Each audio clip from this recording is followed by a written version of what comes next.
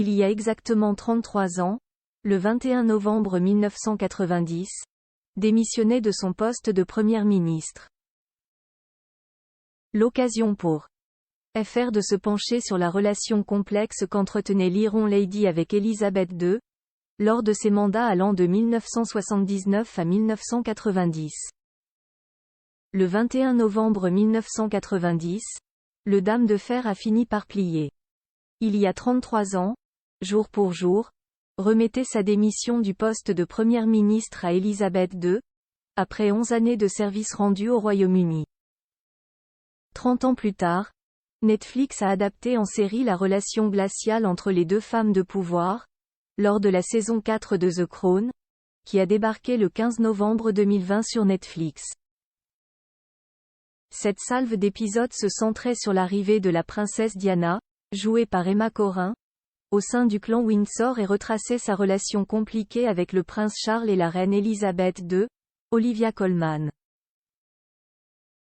Dans cette décennie turbulente, qui s'est étalée de 1979 à 1990, la souveraine britannique devait donc composer avec une Diana Spencer, insouciante et hors cadre royal, mais aussi avec une autre femme de poigne, alors première ministre du Royaume-Uni, interprétée par Gillian Anderson.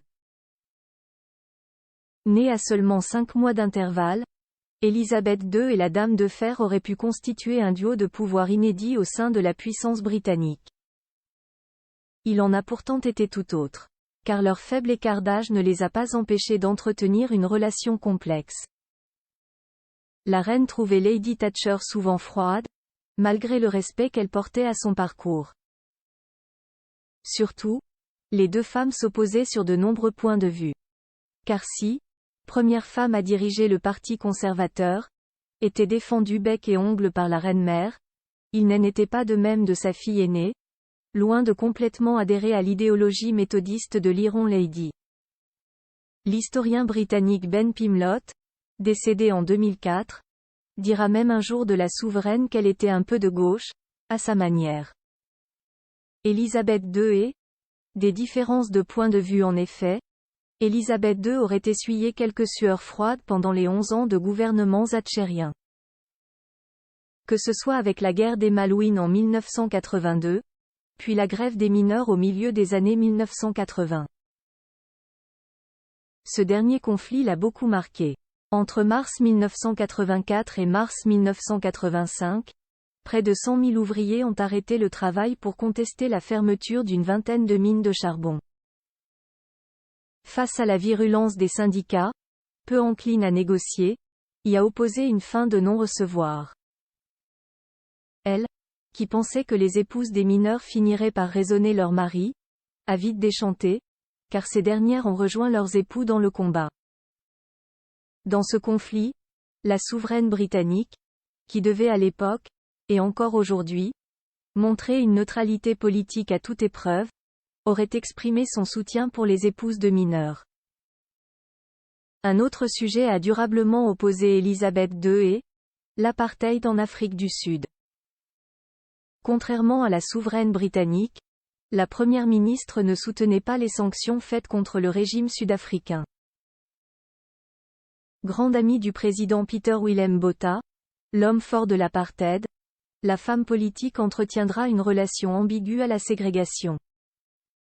Malgré ses positions controversées, elle pressera tout de même en privé P.W. Botha pour qu'il démantèle son régime et libère Nelson Mandela. Deux femmes au caractère opposé au-delà de leurs divergences politiques, la fille de George VI et la chef de gouvernement différaient de par leur personnalité. C'est ce que dévoile un documentaire The Queen and Her Prime Ministers, La Reine et ses premiers ministres, en français, réalisé en 2012 et disponible sur Amazon Prime. Le narrateur du film qualifie ainsi leur relation de parfois délicate. En effet, la reine Elisabeth II aurait plusieurs fois joué avec les nerds. Cette dernière extrêmement respectueuse de la monarchie est peut-être trop ponctuelle, comme l'a décrit Bernard Ingham, son ancienne attachée de presse arrivait souvent bien en avance lors de son rendez-vous hebdomadaire avec la reine. Problème, sa déférence exagérée irritait la monarque britannique. Chaque fois qu'elle allait voir la reine, Madame Thatcher arrivait toujours un quart d'heure trop tôt pour son audience hebdomadaire et chaque semaine, la reine la laissait attendre 15 minutes, dévoile le narrateur du documentaire. Sa révérence descend jusqu'en Australie, aurait même raillé la reine, selon l'auteur Graham Turner, qui ajoute que Elizabeth plaisantait toujours du fait qu'elle n'écoutait jamais un mot de ce qu'elle disait. Mais comment interpréter ce comportement ? La relation est d'autant plus difficile que leur rôle semble confus, écrivait le journaliste Anthony Sanson en 1982. Le style de la reine est plus terre-à-terre et domestique, tandis que Madame Thatcher, qui est plus grande en taille, se comporte comme une reine. Elizabeth II est vraiment ennemie ? Pourtant, malgré ces différences, l'antagonisme entre Elizabeth II et serait à relativiser, à en croire certains experts.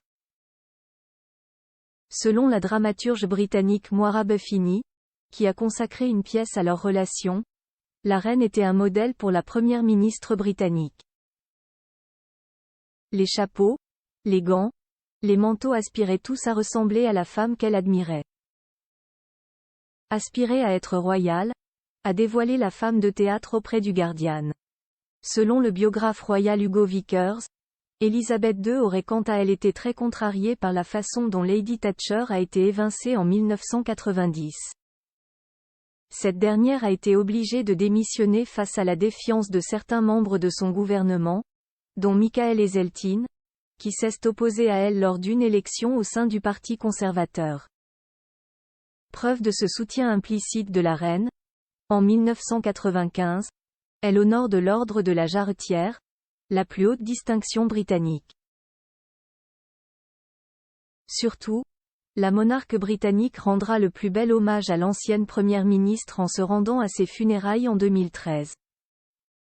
Un geste loin d'être anodin, puisqu'Elizabeth II n'est allée à aucun enterrement de ses premiers ministres, si ce n'est celui de son mentor Winston Churchill.